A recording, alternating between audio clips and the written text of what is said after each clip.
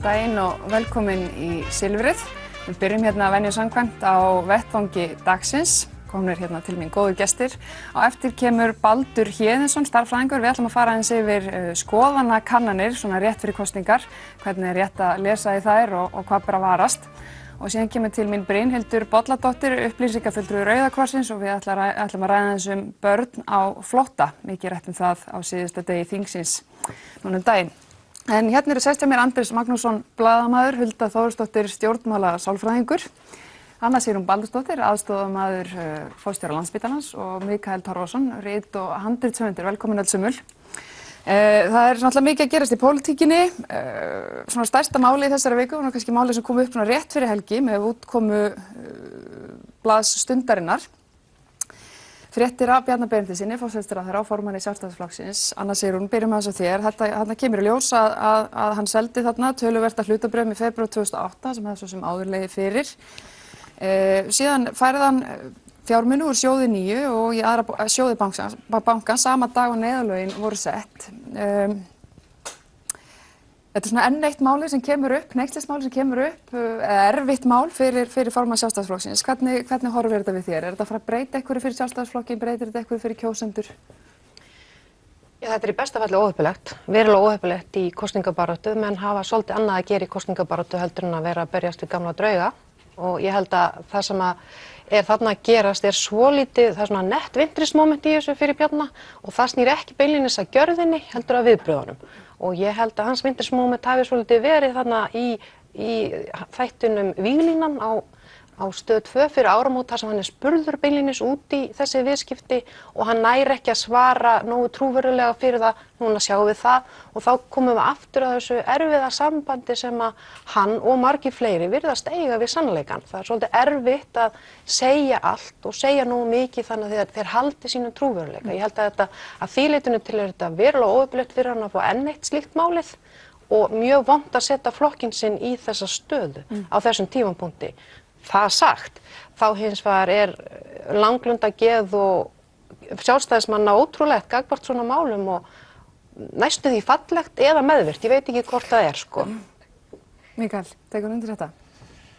Já, ég held að síðustu kosningar myndu snúast Bjarna Ben meira en hann í síðustu kosningum þá reimaði gamli varnarjaxlinn hjá Stjörnunni á sig takkaskóna og hjólaði í hverju einustu tæklingu og gjörsamlega rústaði kosningunum. Því að þær áttu að snúast það að hann hafði líka átt sitt vintrismoment í Kastljósi, man ekki febrúar 2015 þar sem að hann sagðist að ekkert svona myndi koma í ljós sem hann ætti einhver félög í einhverjum skattaskjólum.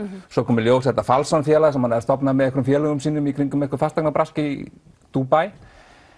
Og það kemur í ljós og maður hélt að það myndi snúast það og maður hélt að kosningarnar síðast sat ég fram á sjónvarpi, myndi ekki snúast borgun, myndi ekki snúast Panamaskjölin, myndi ekki snúast lekamálið, en þetta snerist ekki neitt að því. Þetta snerist það, kosningarnar snerist síðast það að Óttar Proppé liði vel í vinnunni og honum væri heilsað við kaffivélina á Alþingi og eitthvað svona.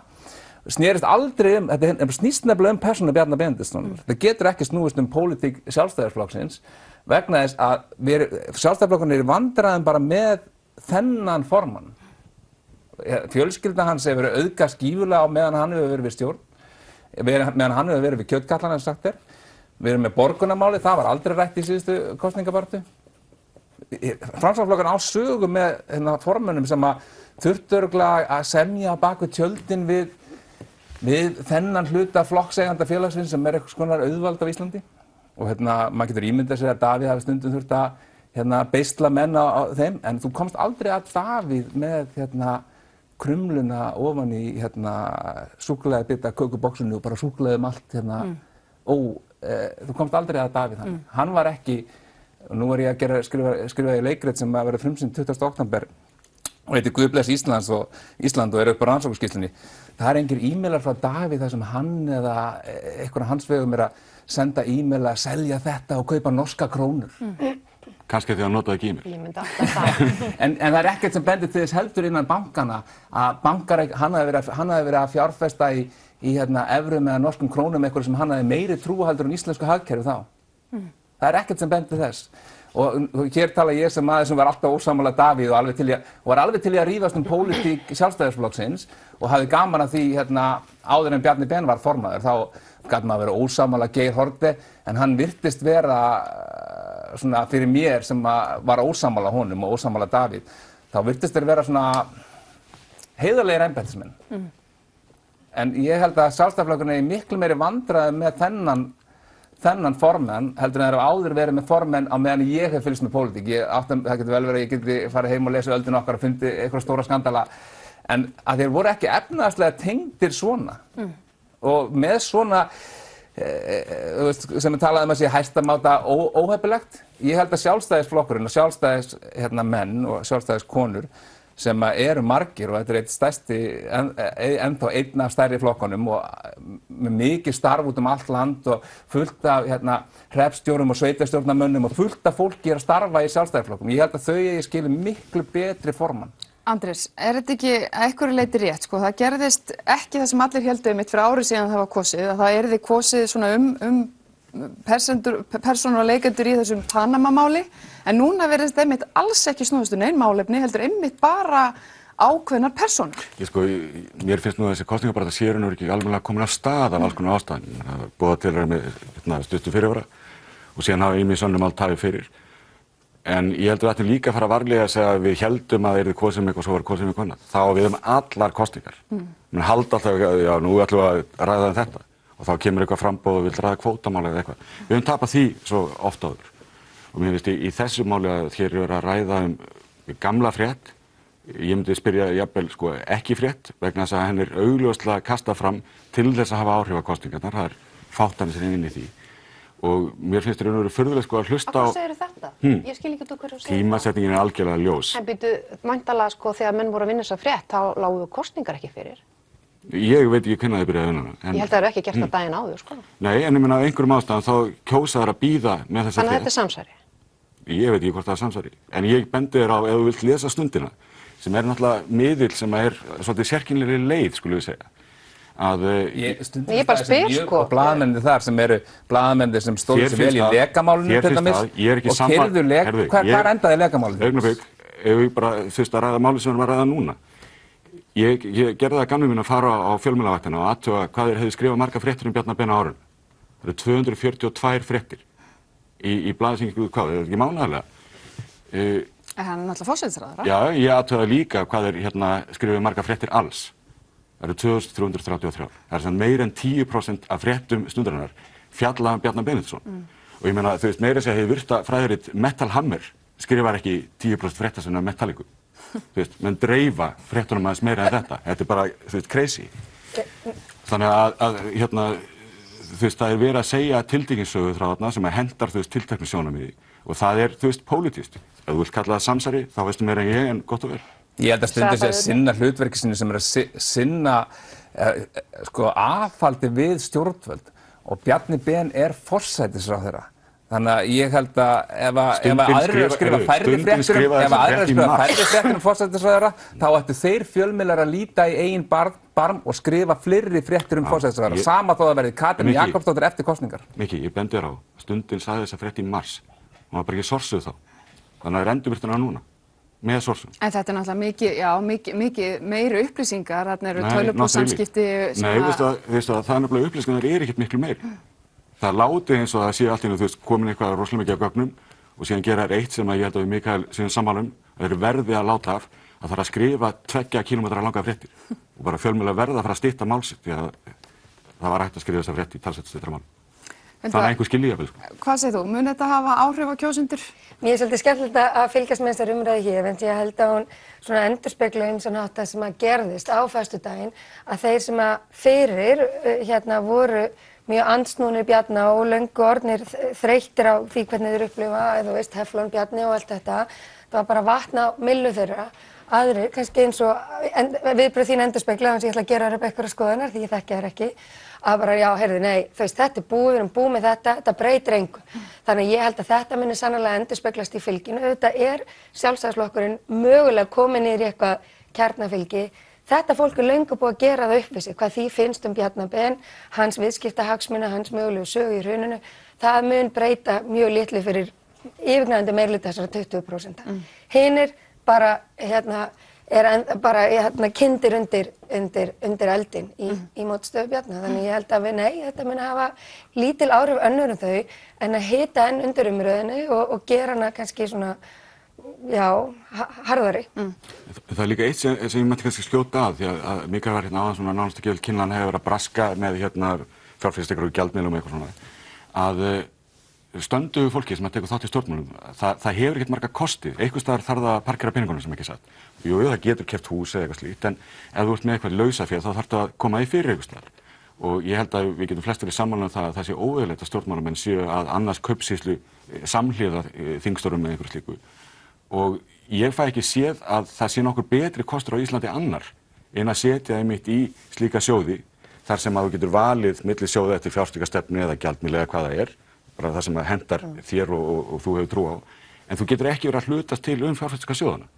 Þannig að ég held að það er raunverulega ef eitthvað væri til fyrirmyndar og ég held að fleiri stjórnmálum ættu bara að ræða það og taka það upp sem vinnureglu.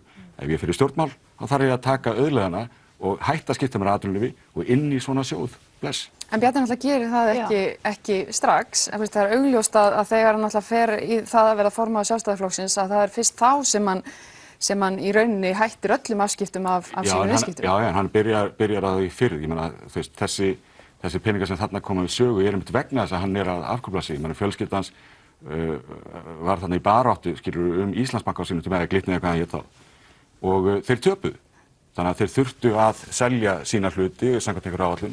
Þess vegna voru þeir að losa allan pening og hann var síðan að fara enn einu megin að rétt. Þannig að þarna eru peningar sem að hann þarf eitthvað að gera við, annað en að bara henda þeim. Það skiptir máli að hann hætti afskiptum af viðskiptum. Það skiptir mjög miklu máli að hann gerði það og mér fannst það gott. Já, gerði hann alltaf kannski mögulega bara aðeins og seint. Ég veit það ekki, en allavega þá gerði hann það og það er allavega eitthvað þegar menni allavega horfast í augu við eitthvað sem þeir telja sjálfur innan á með sér að mögulega kunna að skaða það sem þeir eru að gera í dag og bregðast við því með þessum hætti þá held ég að menn hljóta að horfa til þess með jákvæðum augum. Auðvitað er það samt óheppilegt að hann sé á okkur nætufundum með stóðir áður FL Group stærsta hluthafanum í Glitni og daginn sem Geir Haarde flytur Guð blessi Ísland-ræðuna og flestir, fyrir utan að Bjarni heldur að allir hafi vitað að bankarnir væru að fara að hrynja. Hann bara telur að það hefði verið almenn sannind á Íslandi og sagði bara að þú getur kíkt á forsíðu blaða þess efnis. Forsíða Fréttablaðsins 7. október var sláturtíð gengur vel. Það er bara áfellisdómur yfir Fréttablaðinu. Já, ok, en það vissi þetta ekki allir. Það voru ekki allir á nætufundi með Jóns Ásgeirsmönnum. Þar var Bjarni Ben. Herðu, kvöldi áður, það hefur bara getað lesið Facebook síðan. Og hann var 7. október. Það fjölluðu bara fullt af fólki um þetta. Hann var 7. október að senda e-mail samkvæmt þessari fréttastundarinnar sem er núna sorsuð eins og þú segir að losa sig út úr sjóði 9 sem að fullt af fólki gat ekki gert af því að vissi ekki betur og taldi sig bara treysta því þegar það væri sagt þegar stjórnmálamenn komu formaður Sjálfstæðisflokksins forsætisráðherra Geir Haarde kom í sjónvarpsfréttum og sagði við erum að vinna í þessu, við erum með góðar áætlanir og við erum búin að taka við þetta mikið að hluta fyrir Glitni og annað og við, það verður allt í lagi með okkur og bara verði róleg. Þá er hann að losa síðustu 21 milljónina til að kaupa sér norska krónur. Ég býð það ekki til. Hann var ekki að kaupa sér norska krónu, hann var legginn í sjóð sem vill svo til að var skilgreint í norska krónu. Til að græða meira. Heyrðu. Og hvað grætt? Heyrðu, ég ætla bara að minna það, þú sem fyrirhandi blaðamaður í Fréttablaðinu. Ég ætla bara að minna það að sko, það er hugsanlega ein ástæða þess að Fréttablaðið var bara að segja fréttir og sláturtíðinni. Ég var náttúrulega ekki ritstjóri Fréttablaðsins þá. Nei, en þú veist, hugsanlega ástæða þess að það var bara satt frá sláturtíðinni í Fréttablaðinu var sá að eigandi blaðsins var jafnframt í viðskiptalífinu. Sem Bjarni Ben var á nætufundum með til að geta til að fá upplýsingar sem við höfum ekki. Ég var ekki að vinna á neinu blaði þá. Nei, ég var ekki á neinu blaði þá. Og ég var ekki á þessum fundum. Ég hafði ekki sömu upplýsingar á Bjarni Benediktsson. Ég gæti ekki tekið mitt og sagði bara, hey, fjárfestin norska krónu vegna þess að hér er bankakerfið bara hliðina, hér er allt að fara á hausinn, hvar er mesti hagnaðurinn? Norskar krónur. Ég held sko, ef við höldum strákar til framtíðar og þetta er basically svona mestleiti af það sem þú ert að segja.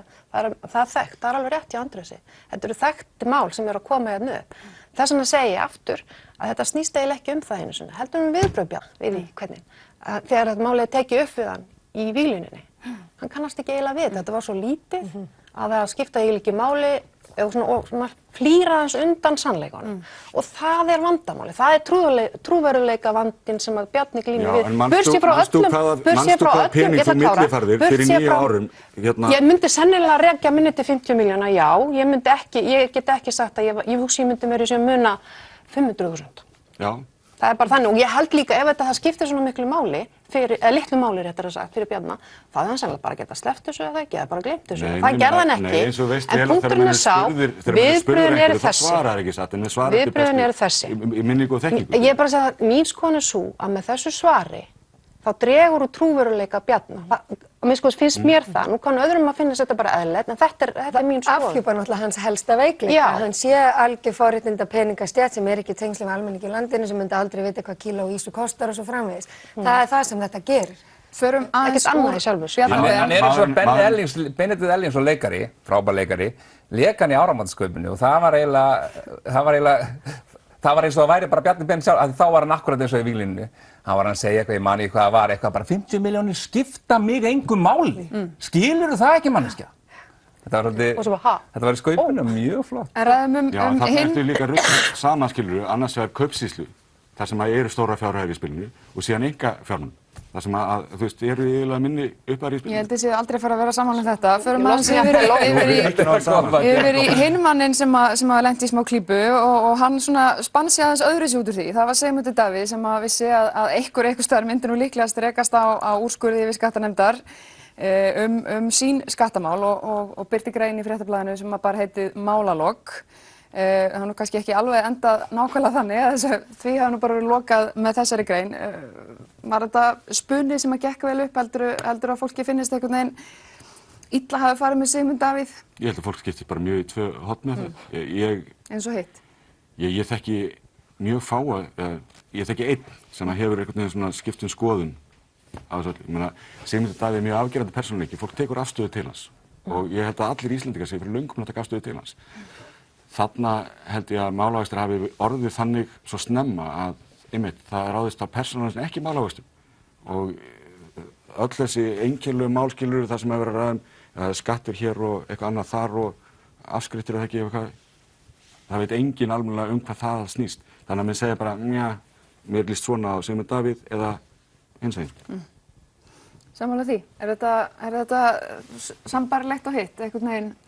Það er þetta flókna samband við sannleikann sem menn eru að glíma við og þá kemur við aftur á trúverðuleika og heiðarleika og sennilega er þess vegna sem kosningarnar núna snúast að litlu leyti málefni vegna þess að við raunverulega klárum það svolítið í síðustu kosningabaráttu. Þá var það bara Birgitta sem kom með þannig að munið #Panama en að öðru leyti fjallaði þessu kosningabaráttu að mestu leyti málefni og við raunverulega erum búin svolítið að taka okkur í gegnum þá umræðu þá.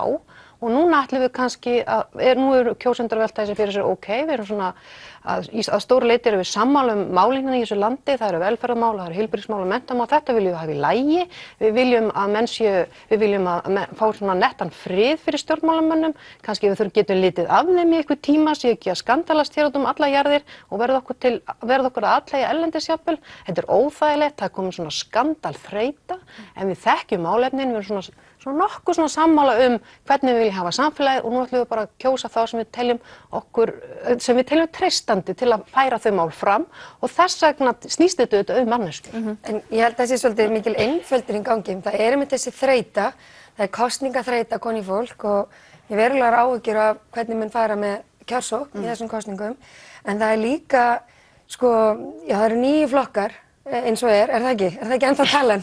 Síðustu tölur. Já, síðustu tölur, 9 flokkar, en að fólk einfaldlega getur ekki sett sig inn í þetta og ég tel málefnaumræðan, hún líði mjög fyrir þetta. Við getum ekki farið inn eina svona núanseraðar, enga fínni rökræður besta rekstrarfyrirkomulagi í heilbrigðiskerfinu eða engin umræðum hluti eins og menntamál og hvað á stóru hlutina eins og framtíð okkar gjaldeyrismála, efnahagsmála og svo framvegis. Það snýst persónu, ég skil mjög vel hversna það er bæði vegna þess að við höfum ekki haft tíma til þess að ræða hitt og það eru mjög svona afgerandi leikmenn hér á borðinu og einmitt þetta kom út af því en þetta ég held að þetta sé ekki gott og þá það sem gerist þá líka að þá eiga kannski frekar upp á pallborðið bæði flokkar og sjónarmið sem að boða einfaldar lausnir og við erum aðeins að sjá það eins og kannski í flokki fólksins til dæmis að það svona ákveðin popúlismi.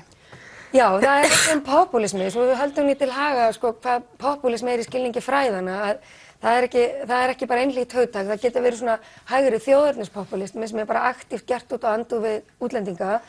Við sjáum það ekki svo mikið þó því hafi nú gætt aðeins í orðaði Flokks fólksins að stilla upp andstæðum, hinir íslensku sem þurfa aðstoð og útlendingarnir.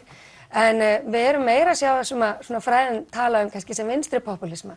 Þá það er elítan sem spillt. Elítan þá í okkar fyrst og fremst stjórnmálamennirnir en það er líka viðskipta elítan og ég vil menningar og mennta elítan og sem hefur hrifsað til sín einhverja sérhagsmuni sem að fólkið ekki að fá. Og fólkið þarf að fá meiri völd og meiri auð og mér finnst við vera að sjá þessum sjónarmiðum vaksa fiskurhrygg sem við sáum ekki fyrir ári síðan. Tekur undir þetta, það mikið stemning á vinstrivægnum, það svona vinstri grænir mæla stærstir. Já, eins og ég sagði áðan, við erum svo lítið komin að stað. Já, við vorum hérna áðan að ræða, 9 ára gamalt málið eitthvað. Ég hlusta á Harmageddon í vikunni og ég held að Einar Kára hefði það. Hann, var eitthvað svona, talaði um framtíðina og stóra hluti í það bil 4 mínútur. Og þá var hann kominn bara, en sumarið 2007 og síðan bara fór næsti hálftími í það. Og þannig að ef við ætlum að vera þar, þá verður þetta mjög skrýtnar kosningar. En ekki hætt við því einmitt að nú það eru nokkur flokkar sem hefur raunverulega hætt á dettu út, þar Viðreisn, þar Björt framtíð og jafnvel Framsóknarflokkurinn. Jú, og hugsaðu, allir þessir flokkar eru á miðjunni, þeir eru ekkert víðsfjarri hver öðrum, Þannig að þeir þurfa í þessari kosningabaráttu að tína upp einhver svona mál sem að aðgreina á hverju frá öðrum. Þannig að við þurfum að sjá einhver svona svolítið skrítin mál og svona örþrifaráð ykkur? Nei, bara skrítin mál sem að eru nægilega skrítin til þess að einn flokkur getur eignað sig það og síðan fara að rífast skrítin mál, skrítið fólk að rífast skrítin mál. Þannig að það verður eitthvað algjörlega klikkað. Og við munum seint einhvern veginn komast að merg málsins vegna þess að ég held að það sé alveg rétt að það verkefni sem við blasir hérna í stjórnmálunum, það nokkuð einfalt, heimsýn Íslendinga nokkuð almenn, hún ekki mjög klofin. En stjórnmálin hafa einhverjum ástæðum eftir hrunið svolítið einbeinst að því að fókusra á það sem sundramunum, sem aðskilum. Staðan fyrir að reyna að ná upp þessa hagsmuni sem að eiga við okkur öll, vegna sem við kunum hafa feikilega ólíka skoðunar á hlutunum, en á endanum þá þetta sama súrmálkið sem við getum. Já, mér langar svolítið að taka þetta, það eru til rannsóknir sem bakka þetta algjörlega upp sem þú segir.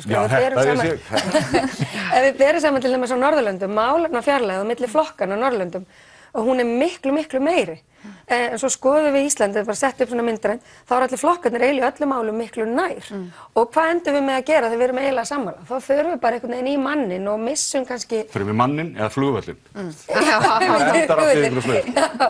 Nei, þetta alveg skiljanlegt vegna þess að, eins og ég segi, við erum af því að við erum svona sammála stórlínurnar, alveg hárrétt, ég alveg sammála þessu. Þá hljótum við að horfa til þess hver mun færa okkur að þessari almennu sátt. Er það fólk sem við treystum og hefur nægilega mikinn trúveruleika og heiðarleika til að bera til þess að við treystum því. Þess vegna snýst þetta einstaklinga núna þegar við erum nýstigin upp úr erfiðri kosningabaráttu síðast og þetta náttúrulega gríðarleg kosningaþreyta, það alveg rétt hjá þér í því, en ég held að sé samt líka bara að fólk vill fá bara frið, vilji gjöra svo vel og vinna þessa vinnu, þetta ekki flókið alveg, þú veist að segja Andrés, þetta eru tiltekið verkefni sem við að vinna, viljið vera til friðs og vinna þau meðan ég fer með barni á leikskóla. Ég meina þið sjáið það, það búið að vera starfstönd í landinu einhverja vikur og þú veist, það logar alveg ennþá á götuljósunum og þetta allt í lagi. Akkurat. En skýrir þetta ekki mikla fylgisaukningu Vinstri grænna? Þangað horfi fólk eftir akkurat þessum sem þú ert að tala akkurat núna. Þar hefur verið sama konan í brúnni núna allangt skeið og það ég meina Bjarni Ben sagði nú sjálfur þegar hann búið til kosninga, við viljum rótgróna flokka og hann var auðvitað að tala sig en fólk sá Vinstri græn líka og þannig að það þar og Katrín náttúrulega með ansi svona óflekkað mannorð hvað þetta varðar að fólk að horfa þangað. Var hann ekki einmitt að tala, þú veist, bæði til sín og hennar og síðan Framsóknarflokksins sem bara sprakk í loftinu framan hann? Jú, það má vel vera. En þetta sem, ef ég má tala meira, þetta sem þú veist að segja með, við erum að horfa aftur í tíman, á sama tíma, það mjög mikilvægt að gera upp þessi mál og verða kannski sent full upp gerð, þá ég að hafa mjög miklar áhyggjur af unga fólkinu, ungu kjósendurum okkar, þegar við erum að ræða hvað gerðist í október 2008, Vegna fyrir þeim þetta bara sagnfræði. Og þeir bara, já, ég rámar eitthvað óljóst í þetta þegar ég var 10 ára eða hvað nú og þetta drepur endanlega, held ég, áhuga þeirra á pólitík og þetta verulegt áhyggjuefni, að minnsta kosti fyrir fólk sem þenkjandi eins og ég hvað kjörsókn unga fólksins að fara hratt niður við. Þetta mjög alvarlegt. Ég með veit svona nýjan kjósanda heima á mér, akkurat sem að verður 19 ára í janúar og fær að kjósa í fyrsta sinn og að svona feta sín fyrstu skref inn á þessu og hún einmitt svona að reyna að, já, 2008, þá var ég 9 ára. Þú veist, hún ekki alveg, hún mun alveg þennan tíma, en hún sko, og hennar vini, þau eru samt alveg áhugasöm. Þau skilja alveg, ég held að þetta áhugaefni, en það eru tækifæri. Þau eru að tala skuggakosningar framhaldsskólanna, til dæmis, það mjög spennandi. Ég held að það sé mjög mikilvægt verkefni eins og ég kýs skuggakosningarna sem svona platkosningar inn í framhaldsskólum, sem feikilega mikilvæg og þess vegna hefði ég mitt haldið að flokkarnir myndi grípa á lofti málefni eins og kynferðisafbrotin, eitthvað sem að ungt fólk tengi við og skilur miklu frekar heldur en það gerðist mjög hratt að þessar kosningar hættu að snúast En aftur á því sem Andrés að segja að kosningabaráttan, það fyrstu leiðtogumræðurnar á sunnudaginn, þannig að þá eftir að færa þessi mál fram og við sögðum þetta líka, aftur að Andrés segi, við sögðum þetta líka fyrir síðustu kosningu, það snýst ekki málefni, og svo raunverulega eftir á að hyggja, þá bara var ein manneskja með Panama. Svo hefur eftir að sjá, ég meina það stoppfundur Miðflokksins og eftir og þar búast nú margir við svona þessari stóru bombu. Einhver að nefnda að líklegt sé að Sigmundur muni gefa almenningi bankana. Það náttúrulega ekkert það, en það náttúrulega mjög líklegt að hann muni koma með eitthvað sambarlegt og leiðréttingu. Það verður með stórustu loforð á Íslandi. Enn ég sammála. Og honum tekst alltaf og mjög oft og með mikilli lagni á að eiga það að gera sjálfa sig að miðpunkti umræðunar. Það eiginlega næstuð aðdáunarvert. Sko, Sigmundur Davíð, hann hefur nefnilega hann hefur ás í erminni, sko, fyrir utan öll loforðin. Hann getur nefnilega alveg vel sagt, heyrðu, ég hef farið í kosningar áður með mjög stór loforð. Og það hleyja mér allan bæ fyrir það. Getur aldrei eftir það. En ég endur það. Já, en það samt, eins og það loforð með leiðréttinguna og Bjarni Ben sýndi okkur ekki þá skýrslu fyrir síðustu kosningar, þá komi ljós að hún gekk aðalega til ríkra. Og það þannig að því ég að fara eignast dóttur, bara á næstu dögum. Og þá það þannig að 97, síðast þegar ég eignast mín fyrstu dóttur, þá var það þannig að við smælingarnir sem eigum ekki miklar eignir, erum ekki í sendandi SMS sem að selja eitthvað í 50 milljónum í Glitni. Við áttum þá 70% af þeim sem eru í lægri eignahóp Íslendinga áttu 27 milljarða í eignir. Þessi tala komin niður í 16. Og Sjálfstæðisflokkur og Framsóknarflokkur fór í risastóra leiðréttingu sem að færði í rauninni þeir sem eiga meiri eignir, meiri peninga, færði þeim meiri eignir. Og mér skilst það svona 5% Íslendinga eigi helming alls eigið því þess á Íslandi. Ég veit ekki hvað fjölskylda forsætisráðherra á mikið í þeim prósentum, örugglega ákveðinn stóran hlut og hefur eignast meira meðan hann hefur verið við stjórnvöldin. Samanber Borgun, sem var einhver besti viðskiptadíll sögunar, sko. Og Bjarni Ben vissi ekkert af því, hann vissi ekkert af því, alveg hann vissi ekkert af pappa sínum, þó hann hafi vitað í júlí, hann vissi ekkert af þessu, hann bara óvart eignaðist pappans og félagar hans, Borgun. En hvað kemur þetta í því við sem þú varst að tala um? Að auðurinn, eignirnar og auðsöfnunin að færast á færri hendur, það kemur því við. Við vorum að tala um trúðurleika Sigmundar Davíðs, en ok. Já, ég var að tala um það, þú nefndi leiðréttinguna, ég var að nefna að hún farið að mestu leyti til hinna sem efnameiri. Já, þú varst komin aðeins lengra, en málið náttúrulega það, þegar hann lofaði þessu, það voru allir stjórnmálaflokkar aðrir á móti þessu. Töldu þetta að vera einhvern veginn óvinnandi veg og ekki skynsamlegt. Og var ekki skynsamlegt. Og þú veist, ég held að fólki í flestum flokkum og Framsóknarflokknum hafi verið frekar á móti þessu. Hins vegar fann fólk í kosningabaráttunni að kjósendur tóku þessu mjög líklega.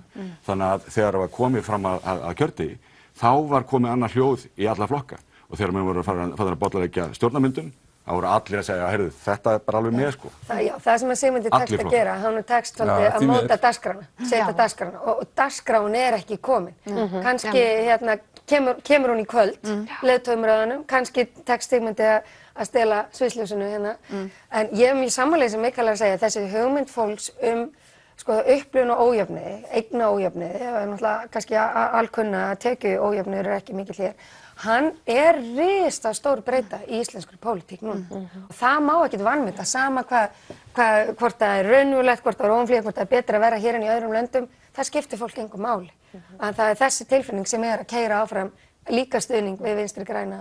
Það er óþægilegt að það sé, það er bestafall óþægilegt að formaður Sjálfstæðisflokksins og forsætisráðherra muni ekki alveg hvort hann átti 50 milljónir ekki, jafnvel hvað kunni vera. Og það ýtir bara undir þessa tilfinningu fólks. Það er það sem það gerir, og sama tímabili og allir sem hafa farið í heimsókn á Landspítalann, þar sem þú vinnur, vita að það er sko mannekla og vandræði með húsnæði og fólk að flakka á milli herbergja.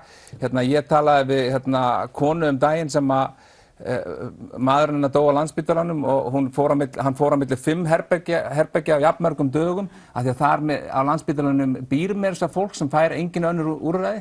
Yfir 100 manns búa þar bara og eru föst, sem eru oft fólk sem býr við mikil veikindi, kannski heilabilað eða þjáist af Alzheimer og hefur engin önnur hús að venda. Á sama tíma ákvað ríkisstjórn Sjálfstæðisflokks og Framsóknarflokks að fara í leiðréttingu sem þú varst að tala sem hann setti mál á dagskrá og eins og þess að allir fylgdu bara með í þessum umræðum í þessum sjónvarpsþáttum sem að færði þeim efnameiri mest alla í leiðréttinguna, innan gæsalappa leiðréttingu vegna þess að fasteignaverð lítur bara að lögmálum þar sem að fasteignaverð hækkar. Ég held að punkturinn hjá Andrési sem fyrst og fremst sá alveg saman fólki finnst þetta að þá gerði hann þetta samt sko. Ég veit að hann gerði þetta og eins og Andri segir, þá fylgdu allir með í glóruleysu rugli og ef að það verður aftur núna þegar á miklu frekar vera kjósendur gerði það miklu leyti líka. Já, kjósendur tóku þátt í þessu auðvitað því að fólk veist að ég er freka að fá 100. Já, það þýðir ekki fyrir þig að vera hérna núna Ég er freka að fá 100 kjósendur höfðu alveg tryllingslega rangt fyrir sér. Ég ætla að reyna að ná einu málefni áður en við klárum tímann. Sko, það lítur út fyrir svona samkvæmt flestum skoðanakönnunum að Björt framtíð og Viðreisn séu bæði að báðir flokkar sé að detta út og maður velti fyrir sér, sko, inn kemur mögulega Sigmundur Davíð og Flokkur fólksins. Hvert er frjálslynda fylgið að fara? Þetta svona þeir flokkar sem töluðu mjög mikið þessi frjálslyndari málefni, er þetta alltaf að fara á samfylgjum? Sko frjálslynda fólkið, það fara alveg örugglega ekki til Sigmundar eða fólksins. Það er alveg öruggt mál. Þannig að þetta fylgi mun einfaldlega finna sér farveg og líklega að ferða svona yfir á vinstri vang. Ég meina það er greinlegt að slatti að þessum atkvæðum falla dauð. Þau fara og þau kjósa sinn flokka þegar þeirra skoðun og þau munu falla dauð. Slatti að fólki líka sem mun sjá það fyrir kosningarnar, atkvæðin munu falla dauð. Og síðan bara munu sitja með sinn mokka, macchiato eða hvað þetta heitir og ekki kjósa. Ég veit ekki, en ég held að það skiptir máli að langt flesta af þessu fólki muna líkindum kjósa, einfaldlega vegna þess að það er í svolítið uppnámi eftir þessi stjórnarslið. Ég held að það skiptir máli. Skoðanakannanir benda ekki til þess að þessi margir fara að kjósa. Aðalmálið þó í þessu held ég að það mun finna sér farveg og það verður ekki sömu flokkarnir og það var bara tímaspursmál þegar kæmu held ég. Við vitum að sko, ef við tölum sérstaklega, við höldum að segja hvað að gerast hérna. Við vitum að sko, að kjósendur... Það er pláss á landsbyggðinni, ég er ekki spart, ég hafði síman í gangi, afsakið það. Ef við tölum kjósendur Bjartrar framtíðar og Viðreisnar, þá er ákveðin prófíll á þeim kjósendum að þeir eru yfirmeðalagi menntaðir, til dæmis, og þeir eru mun líklegri en aðrir til að kjósa. Og nú vill svo til að var að koma skoðanakönnun í gær sem að spurði fólk hvað teldi það myndi kjósa núna og hvað það kaus síðast. Og það er þetta að keyra krosstöflu á þessu, það sem við sjáum mögulega flutningin sem er í gangi. Og það sem við sjáum að kjósendur Viðreisnar sem kusu síðast Viðreisn eru mjög miklu mæli virðist vera samkvæmt þessari einu könnun að fara til Sjálfstæðisflokks. Björt framtíð, þau eru að fara bæði til Samfylkingar og yfir á Vinstri græn. Þannig að það er helmingur í þessari tilteknu könnun þessi Viðreisn síðast segist að kjósa Sjálfstæðisflokki núna. En þetta er náttúrulega klofningur frá Sjálfstæðisflokknum, þannig að það er kannski eðlilegt. Þetta er klofningur sem er að því að út af þessu Evrópusambandsmáli. Sem er ekki gleyma því að Samfylkingin ætlar að ráða halva Björt framtíð bara einhleysinn. Já, þannig ég held að þetta fólk skilir sér á kjörst, en það er spurning hvort hvað það gerir eða sýnist flokkurinn ekki vera manninn á þing.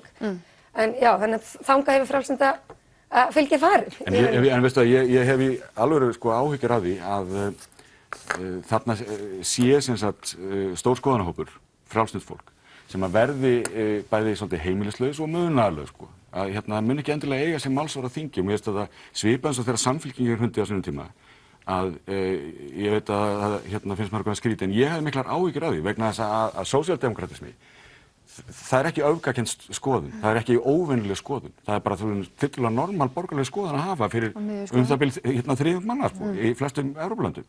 Þannig að þegar að sá flokkur skreppur einhvern veginn niður ekki neitt, þá spyr maður sig býtu, er það gott fyrir landið, þú veist, að það sé slíkt óefvægi og þegar að frjálslynda fylgi að gefa svona eftir og við erum að sjá jafnframt sem þetta populistum vex fiskurinn hryggi á sumum stöðum, Píratar virðast að halda sér á sínum stað og við erum kannski að tala um að það sé 20–25% fylgi sem er í flokkum sem eru svolítið, hvað maður segja, hvarfakenndir.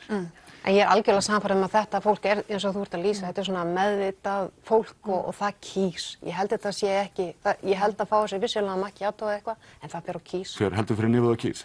Það kýs. Já, akkurat. Já, við komumst ekki lengra með þetta. Andrés, Hulda, Anna Sigrún og Mikael, takk hérlega fyrir komuna. Við verðum hér eftir örskamma stund.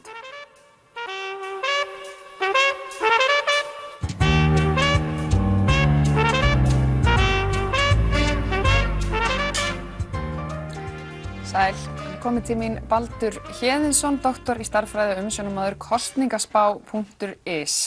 Velkomin, Baldur. Takk, sæl. Mér langar að ræða hans við skoðanakannanir og þú ert náttúrulega að taka þetta mikið saman þarna á þessum vefðinum, spá og spekulur í öllum þessum skoðanakönnum sem eru gerðar og birtast okkur eiginlega núna og svona almennt fyrir kosningar frá degi til dags og fréttirnar segja okkur oft frá einum degi til annars fréttir á skoðanakönnum sem segja þveröfuga sögu. Einhver flokkur missir fylgi einn daginn og bætir gríðarlega við sér daginn eftir.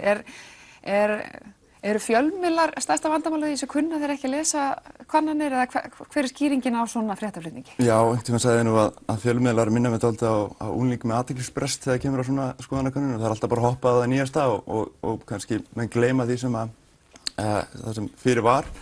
Og það sem ég er að gera þarna er að reyna að svona horfa á heildarmyndina, ekki bara fókusa á nákvæmlega nýjustu tölurnar, heldur segja, þú veist, hvert er besta matið á stöðunni í dag og þá er að ég tel mun betra að skoða allar fyrirliggjandi kannanir og þá að vega saman þetta 3–4 kannanir og hérna fá þannig mat á stöðunni. Og hvað er það í rauninni sem að þú myndir telja að almenningur fær náttúrulega upplýsingarna sína mest úr fjölmiðlum og þeir taka svona kannanir og túlka og skoða. Hvernig væri eðlilegast fyrir fjölmiðla að lesa, eða hvernig á bara almenningur og þannig fjölmiðlar að lesa skoðanakannir? Er óeðlilegt að bera saman könnun MMR á þriðjudegi við könnun 365 á miðvikudegi? Ég myndi segja ekkert endilega, sko. Þarna eru allir aðilar í rauninni að reyna að mæla sama hlutin og það er bara staðan núna fyrir kosningarnar, hvernig mun fylgið dreifast. Þannig að ég segja að það er alveg hægt að bera saman þessar kannanir. En hins vegar skiptir rosalega miklu máli að skoða, hvenær könnunin var gerð, hvað er hún gömul, af því að það er eðlilegra að nýrri kannanir fái meira vægi heldur en eldri. Og sömuleiðis náttúrulega úrtaksstærðin, hvað eru margir í úrtakinu og svo hvað eru þá svarendur á lokum margir, af því að þeim mun stærri, þeim mun áreiðanlegri eru kannanirnar. Og þetta er það sem ég geri á síðunni minni, er að ég veg þetta allt saman og út frá þessum hlutum, hver framkvæmir könnunina, tíminn á könnuninni og svo fjöldinn af svarendum, það ákvarðar þetta vægi, bara það er í rauninni bara formúla sem ákvarðar þetta og er birt þarna þá í einni mælingu á kosningaspá.is. Einmitt. Og segðu mér aðeins betur, sko, hvað nákvæmlega er það sem þú ert að gera þarna á kosningaspá.is? Sko, í fyrsta lagi þá er það þetta að í rauninni að vera með stað þar sem að fólk getur farið og fengið þetta, sko, náttúrulega getur hver sem gert þetta farið og skoðað síðustu kannanir, séð hver er fjöldinn í hverju einustu, hvenær var hann gerð og hver gerði hana, en þarna er í rauninni bara bjóð upp og það er hægt að fara og sjá þarna á einum stað hvert mitt mat er á stöðunni út frá þeim könnunum sem liggja fyrir. Og hvernig gerir það?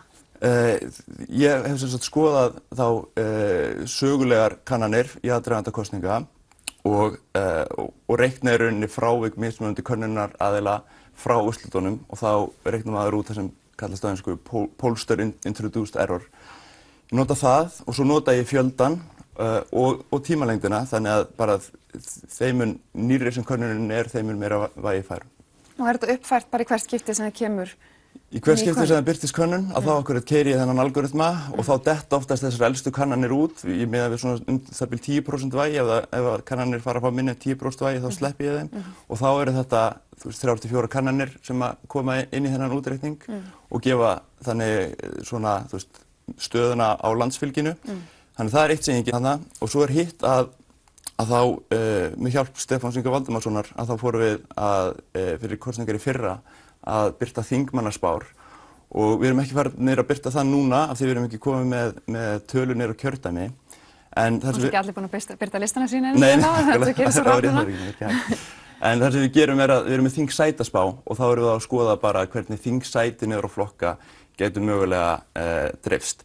Af því að það er rosalega mikilvægt að mínum að taka svona kannanir með smá fyrirvara. Það er alveg eðlilegt að það sé frávik frá könnunum og úrslitum kosninga. En það sem skiptir máli er bara að bæði, við almenningur og fjölmiðlar, læri að svona túlka kannanir rétt.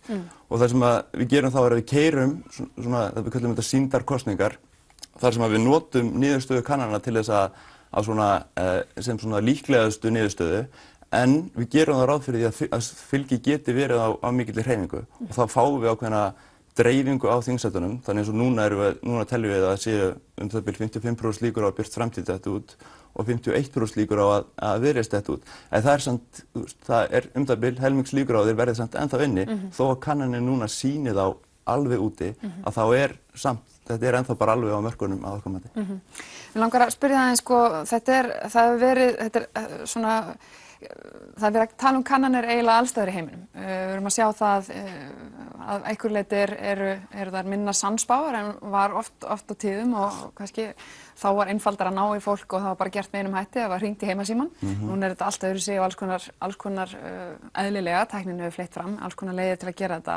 En ef ég nefnir sem dæmi Brexit komunum í opna skjöldu, það var svona töluverð skekkja eða alþingiskosningarnar síðast fóru svolítið öðruvísi en gert var það fyrir og svo ekki sé talað um forsetakosningar í Bandaríkjunum. Hvernig er þetta áfellisdómur yfir svona þessum bransa? Bara í svona, ég veit þú vilt ekki vera að tala um eitthvað sérstök fyrirtæki hér eða ekki, en þú veist hvernig er fólk að taka einhvern veginn þessum eða svona skoðanakönnunum allt og alvarlega? Erum við bara að gera einmitt eins og þú segir, gera þetta með allt og litlum fyrirvara? Ég myndi segja að þetta er vissulega ákveðin áfellisdómur að svona spárnar hafa verið í rauninni í ranga átt, en það er rosalega líka mikilvægt fyrir okkur að læra að túlka þetta rétt. Eins og til dæmis, núna bara fyrir kosningarnar í Bandaríkjunum, að þá var svona sá aðili sem ég lít mjög til, Nate Silver, að þá var hann með 70% líkur á Hillary og 30% á Donald Trump. Þekktur í þessum bransa? Já, og bara mjög góður í því sem hann gerir, en það er eitt að líta á þannig að hann sé að segja að Hillary muni vinna. Það sem ég myndi segja að væri miklu eðlilegra að gera er hugsa þetta svona út frá líkum og það er eins og við varum að spila rússneska rúllettu og það var byssa sem tæki 10 skot og þú myndir rétta með byssu sem var innihjald í alvörunni 3 skot og ég myndi bara segja, já, heyrðu, það er alltaf leið að taka í gikkina því að það eru 70% líkur. En það eru þetta ekki þannig, það eru 3 kúlur hann í byssunni og ef ég teki gikkina þá endar það bara mjög illa í svona 3. hvert skipti. Þannig að það er svona bara spurning hvernig maður túlkar þetta. Ég held að það sé miklu svona réttar að segja að þú veist, maður tekur skoðanakannanirnar og svona metur stöðuna og þarna í kosningunum í bandarísku kosningunum að það var alveg rétt að vera bara vel stressaður yfir því að Trump myndi vinna sem var svo raunin sko. Hafa sko þeir sem eru að vinna mest í þessu eins og þessi Nate og einhverjir fleiri, hafa menn eitthvað að endurskoða svona vinnubröðu sín eða er starffræðin kannski breytist í sjálfu svo lítið en kannski hægt að hlýða vinnubröðunum eitthvað til, hafa menn endurskoða eitthvað hvernig þeir eru að gera þetta eftir svona röð af kannski? Já, alveg bókað. Ég held að þetta sé aðalega svona könnunarfyrirtækin sem að taki þetta til sín og þú veist, það er rosalega mikil vinna sem er lögð í svona skoðanakannanir og þegar þeir sjá svona frávik frá því sem að tölunum þeirra að þá örugglega hugsa þeir með sér ef ég þarf að vigta þetta einhvern veginn öðruvísi, kosningaþátttakan var einhvern veginn öðruvísi, að þeir þurfa náttúrulega að passa upp á það að þeirra úrtak passi vel við það sem svo skilar svo kjörstað, nákvæmlega. Þannig að það er mjög mikil vinna sem þeir leggja í að gera sem bestar skoðanakannanir og ég í rauninni treysti þeim algjörlega til þess að gera það og bara mjög þakkláttur fyrir að fá allar þessar skoðanakannanir og bara þeim er meira þeim er betra. Sko, eitt sem ég langar að spyrja líka núna sérstaklega hér og þetta svo sem líka alþjóðlegt, hlutfall óákveðinna helst mjög hátt og jafnvel bara alveg fram á kjördag. Hvaða áhrif hefur það á svona kannanir og hvernig við eigum að lesa í niðurstöðurnar? Já, það einfallega bara maður þarf að taka það með meiri fyrirvara. Ég tek þetta inn í mínar spár með því að núna þegar það eru þetta 3 vikur að vera með kosningum að þá hef ég bara þeim meiri dreifni í hvernig fylgið gæti endað og svo ef maður skoðar þetta bara hvernig frávik kannana með kosningar þá sér maður það að fráviki minnkar eftir því sem nær drífa kosningum en það verður aldrei eitthvað spot on nákvæmlega en ég held að það megi alveg búast við því að þeim nær sem dreifur kosningum, þeimur nær verða skoðanakannanir úrslitakosningum. Svona réttari innan gæsalappa. Já, allan að sína söguleika hvað. Svona af því að það eru svona margir óákveðnir, þetta, þú veist, eða bara í þessum skoðanakönnum yfir höfuð, þú veist, það er aldrei verið að mæla raunverulegt fylgi. Þetta er allt saman bara líkindareikningur. Já, ég myndi segja að aðilarnir eru auðvitað að reyna að mæla fylgið en síðan sko eins og til dæmis með með þingsætaspánni að það sem er til dæmis bara birt í öllum fjölmiðlum fyrir síðustu alþingiskosningar á vefmiðlum að það er allt fylgið á landsvísu og það er náttúrulega eitt fylgi á landsvísu en síðan þegar þú ert að hugsa hvernig endar þetta allt saman með það úthlutað þingsætum og þá skiptir rosalega miklu máli að geta tekið þarna bara hlut sem er fylgi á landsvísu og átt að sjá því hvernig mun þetta síðan enda í úthlutun þingsæta. Já, dreifast inn í kjördæmi. Já, og þá skiptir rosalega miklu máli þá líka þeir sem eru að nota upplýsingarnar úr svona skoðanakönnunum að þeir nýti sér þá bara, hvernig er úthlutað, hvernig þingsætum úthlutað og mér finnst það vera svona eitt af því skemmtilegasta með þessari þingsætaspá okkar er það að við förum í gegnum það að úthluta kjördæma þingsætum og jöfnunar þingsætum og þá sér maður alveg hvernig þessar tölur hafa svo í rauninni áhrif á loka niðurstöðuna sem er það hverjir fari inn á þing. Hvaða andlitu sjá mann á þinginu. Takk hérlega fyrir Baldur Héðinsson. Brynhildur Bolladóttir sést hjá mér eftir örskamma stund.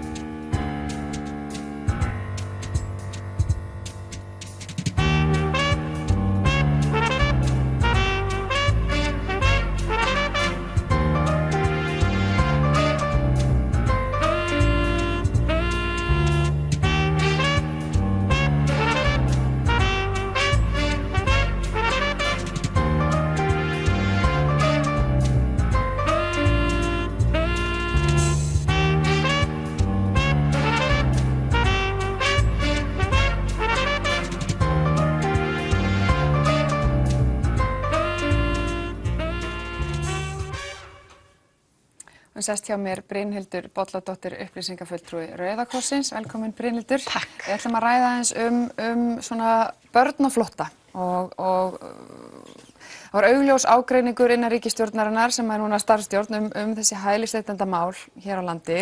Það var mikið rætt á síðasta degi þingsins, mikil átök þetta sem að í rauninni stjórnin var náttúrulega þá þegar sprungin og þar kusu flokkar á svona sikkot mátan og það voru 4 frumvörp sem snéru að börnum á flótta þegar þinginu var slitið. Eitt af því var samþykkt, það var þarna ríkisborgararéttur fyrir ákveðið börn sem var náttúrulega á eftir að sjá hvernig fer. 2 fjölskyldur, Páll Bartósek var með breytingar á lögum útlendinga, hann rétt barna til dvalarleyfis og Rósa Björk og fleiri fylgdarlaus börn. Þetta er náttúrulega mikið, eins og margir hafa sagt, tilfinningamál, en þetta er líka bara svona ákveðin pólitík og skiptir máli að hafa staðreyndar á hreinu. Hvernig metið þið hjá Rauða krossinum stöðu barna sem að hinga koma með foreldrum sínum og leita hælis? Við vorum alveg ánægð með þetta frumvarp og þessi lög sem að urða veruleika, en hins vegar þetta stytti málsmeðferðartímann úr 12 mánuðum í 9 mánuði. En stjórnvöld hafa sett sér markmið það að málsmeðferðartíminn eigi ekki vera lengri heldur en 90 dagar á hvoru stjórnsýslustigi, 3 mánuðir pluss 3 mánuðir. Þannig að ef að markmiðum stjórnvalda málsmeðferðartíma er bara náð, þá myndi þetta frumvarp ekki einu sinni skipta neinu máli. Þannig að það er svona ákveðið í þessu. En staða barna á flótta hún fer batnandi, við getum alveg sagt það. Það hefur ýmislegt gerst svona sem betra, en við höfum mest kannski við skrifum bréf til dómsmálaráðherra og menntamálaráðherra svona fræðsluskyldu og henni sé ekki framfylgt nógu vel. Þetta hefur náttúrulega verið oft í fréttum börn sem hérna lengi án þess að gangi í skóla. Er það ennþá mikið það eða eitthvað það að hér séu börn án þess að njóta menntunar? Það í rauninni langflestar fjölskyldur sem komingað eru í Hafnarfirði og Hafnarfjarðarbær veitir þeim skólavist. En þetta ekki þannig að það hafi verið gripið inn í og gert ykkur áætlun eða gripið til ykkur aðgerða annað en það að Hafnarfjörður að standa við sínar skyldur og veitir þessum börnum skólavist. Þannig að staðan betri núna en það ekki þannig að það hafi verið gripið til einhverja aðgerða þannig að þetta ekki þannig að þetta sé tryggt fram í tíma. Það eitthvað svona sérstök, hvernig aðkoma barnaverndarkerfisins að þessum málum? Ég meina það stendur ég fletti bara upp í gær, barnaverndarlögin taka til allra barna sem eru á yfirráðasvæði Íslands, þannig að maður myndi halda að það ætti allavega alltaf vera á tæru þar. Eitthvað svona sérstök aðkoma barnaverndar að þessum börnum? Í rauninni ekki. Barnaverndar yfirvöld eiga náttúrulega bara að sjá til þess að allt sé í lagi hjá börnum í hælisleit og flótta alveg eins og öðrum börnum. Ég bara hreinlega veit ekki hvort að barnaverndar yfirvöld hafi haft afskipti af einhverjum fjölskyldum eða eitthvað slíkt. En það ætti þá að vera. Það alls konar hlutir sem koma að þessu. Eru þau til dæmis öll í viðunandi húsnæði eða viðunandi búsetu? Búseta fjölskyldna hún aðeins betri heldur en til dæmis einstaklinga og fjölskyldur fá stærri herbergi í svona búsetuúrræðum en hins vegar munur á því hvort að fjölskyldur eru til dæmis á forræði sveitarfélagana eða svo Útlendingastofnunar og í rauninni þá í umönnun hjá Útlendingastofnun eða sveitarfélagunum. Og hvað ræður því? Ég veit ekki nákvæmlega hvað fer eftir því hvar fólk lendir, það bara einhvern veginn, og þetta svona kannski ekki alveg jafnræði skætt í því hvernig fólk fylgt eftir og hvernig svona hugsað það og Útlendingastofnun náttúrulega bara kannski ekki umönnunarstofnun, hefur ekki haft þetta hlutverk fyrir en núna svona síðastliðin ár og ennþá kannski að feta sig svolítið í því. Þannig að þjónustan hefur verið betri hjá sveitarfélögunum og það svona ákveðið áhyggjuefni. En annað, við varum að tala börn, eiginlega alveg saman hvort þau koma sérstaklega náttúrulega þau koma ein, en í flestum tilfellum þau koma að leita hælis má gera ráð fyrir að þau hafi gengið gegnum ýmislegt. Fá þau einhverja umfram aðstoð þegar kemur að sálfræðiþjónustu, læknaþjónustu, jafnvel tannlæknaþjónustu? Tannlæknaþjónustu, það mjög lítil tannlæknaþjónustu í boði. Eitt af því sem einmitt mjög oft nefnt í tengslum við hælisleitendur, þeir séu bara mikið að fá til tannlæknis. Börn hafa fengið tannlæknaþjónustu en það felst bara í því að taka úr þeim tennurnar, þannig að það svona. Og það sama þá við foreldra væntanlega og fullorðna einstaklinga? Fullorðnir einstaklingar fá oftast, svona sjaldnast tannlæknaþjónustu, bara verkjalyf. Þannig að það mætti vanda sig mun betur í svona þjónustu og einmitt sálfræðiþjónustu. Þetta fólk mjög ofta koma mjög erfiðum aðstæðum, þannig að það mætti gjarnan hjálpa því að vinna úr þeim áföllum sem það hefur lent í. Langar að spyrja aðeins fylgdarlaus börn, þar segja börn sem koma hérna ein. Hver staða þessara barna? Erum við að tala mikinn fjölda af börnum sem koma hérna án foreldra sinna? Nei, þetta eru svona 5 til 10 börn á ári, þannig að þetta alls ekki mikill fjöldi, en samt 5 til 10 börn á ári sem koma hérna án allra, koma ein og svona Rauði krossinn telur að það mætti bara þjónusta þessi börn mun betur. Hvernig það gert? Sum börn fá fósturfjölskyldu, sum börnum hendar ekki að fá fósturfjölskyldu, eru kannski bara búin að standa á eigin fótum í langan tíma og þetta eru oftast unglingar en þetta eru samt börn og það svona kannski það sem má ekki gleymast, þau eru skilgreind sem börn gagnvart öllum lögum og þau eru sum fá fósturfjölskyldu en önnur það hefur ekki tekist að fá fósturfjölskyldu fyrir öll þessi börn og þá vitum við þess dæmi að þau eru þá saman á svona gangi í búsetuúrræði en án allra umsjónar. Það er enginn sem tékkar á þeim og ég er ekki móðir sjálf en ég held að þeir sem eiga unglinga vita að það þarf alveg að tékka þess á þeim og passa að sé bara, þú veist, borði og fara í styrtu og geri virki sig einhvern veginn. Þannig að það er engin virkni úrræði. Fá þessi börn kennitölu? Það er það sem við höfum verið mjög bara hugsandi yfir að það hefur gengið mjög erfilega fyrir þau að fá kennitölu og sérstaklega þau sem eru ekki hjá fósturfjölskyldum og ef þú ert ekki með kennitölu í íslensku samfélagi þá þú getur ekki gert neitt, það er ekki neitt og þá til dæmis geta þau ekki gengið í skóla og verður að hafa kennitölu til þess að fara í skóla en hins vegar er fræðsluskylda á Íslandi og þessi börn eiga sannarlega rétt á því og það er mjög mikilvægt að halda sér virkum þegar maður er í þessari óvissu örlög og þetta ásamt jafnvel við þegar þessi börn eru búin að fá vernd á Íslandi. Þá tekur langan tíma fyrir kerfið að bregðast við. Hvað er það sem stoppar til dæmis þetta atriði, að þau fá ekki kennitölu? Ég hreinlega veit það ekki og ég veit að það veit það eiginlega enginn. Þetta er bara eitthvað kerfið, einhvern veginn. Ég skoðaði lög þjóðskrá í gær og sá ekki betur en það væri hvergi minnst á kennitölu þannig að það er bara einhver kerfisvilla. Það er einhver kerfisvilla og það væri bara gott ef því væri kippt í liðina því ég held að það sé mjög lítið mál en það skiptir þessa einstaklinga auðvitað gríðarlega miklu máli. Já, mér langar að spyrja annan hóp barna og það eru börn hælisleitenda eða fólks á flótta sem að fæðast hér á landi og þetta er rauninni sömu spurningar á mig hitt og bara taka sem dæmi að þetta er að gerast nokkuð oft barn sem að fæðist til dæmist nígerískum foreldrum. Ísland lítur á þau sem ríkisborgara það en það er náttúrulega alls ekkert víst að heimalandið lítur á þau sem þjóðfélagsþegnar, ekkert víst að þau hljóti þjóðerni þaðan.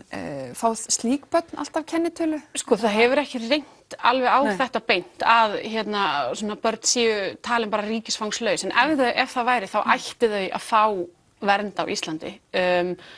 Og eða þetta fylgja, þau ættu raunin að fylgja ríkisfangi föður eða móður og ef að það einhvern veginn gengur ekki upp þá ættu það að fá íslenska ríkisborgararétt. En það getur tekið langan tíma á þannig, en þetta er ekki mjög aktúelt vandamál bara þegar sé lof. Nei, þannig að þau fá bara í rauninni ríkisfang foreldra sinna annars hvors, já. Sko, fólk sem er með börn með sér, fá þau mál eitthvað öðruvísi meðferð í Útlendingastofnun heldur en bara þeir sem eru barnlausir, þá einstaklingar eða hjón sem eru ekki með börn með sér? Sko, þau ættu að gera það því að barnafjölskyldur eru skilgreinda sem viðkvæmar, en það hefur kannski skort á að sé tekið tillit til þess og við hefum verið að velta fyrir okkur hvort að einhvern veginn í hverju mat felst á þessum viðkvæmu einingum í rauninni og við vitum ekkert alveg nákvæmlega hvort að það sé tekið tillit til þess og við höfum kannski ekki beint alltaf séð það. Það er ekki alltaf alveg ljóst að það sé tekið nógu mikið bara tillit til þess að þetta séu börn og þau eru í bara mjög viðkvæmri stöðu. Sko, nú erum við oft og tíðum að senda fólk tilbaka til landa sem að við teljum vera örugg og það er til einhver listi örugg lönd. Er það metið sérstaklega, veistu, til þess hvort að það sem við teljum vera örugg lönd sé endilega örugg fyrir börn? Sko, í þessu sambandi má í rauninni bæði nefna þessi svokölluðu öruggu ríki en líka bara Dublin endursendingar, þetta á grundvelli þessa Dublin samstarfs og Amnesty var að benda á þetta núna bara í síðustu viku varðandi Afganistan að börn eða bara fólk er sendt tilbaka á grundvelli Dublin hefur svo kannski fengið neitun eða synjun í því landi og er sendt til upprunaríkisins ríkisins. En þá eru við einhvern veginn orðin einn hlekkur í þeirri keðju. Við sendum fólk til einhvers lands og það er svo sendt aftur. Og þetta og varðandi svo til dæmis örugg ríki að sko í apríl síðastliðnum þá var georgískur maður sem að fékk viðbótarvernd svokallaða sem að er svona veitt á grundvelli þess að það sé ótryggt ástand í heimaríkinu. Þetta var í apríl og í júlí er Georgía komin á lista yfir örugg ríki. Þannig að Rauði krossinn veit ekkert alltaf alveg hvað felst í þessu skilgreiningu á því hvað er öruggt ríki og ég veit ekki hvað breyttist í Georgíu frá apríl og þangað til í júlí. Mér langar að spyrja þig bara rétt í lokin, sko, til hvaða aðgerða, reglubreitinga eða hvað svo sem það er, þarf að grípa til Íslands að lágmarki standi við alþjóðlegar skuldbindingar sínar og náttúrulega fyrst og fremst helst standi sómasamlega að móttöku barna sem eru á flótta. Ég held að það þurfi ekkert endilega að grípa til einhverja lagabreitinga. Þetta bara túlkun stjórnvalda og stefna og það verður bara óskandi að hún væri alltaf börnum í hag og hugsaði þeirra framtíð og velferð. Og staðan ekki þannig núna? Ekki á öllu leyti. Ekki á öllu leyti. Brynhildur Bolladóttir, takk hérlega fyrir komuna. Við þökkum fyrir okkar að sinni. Mér langar að vinna á leiðtogaumræður sjónvarpsins sem að byrja hérna klukkan 20:10 í kvöld. Takk fyrir mig í bili.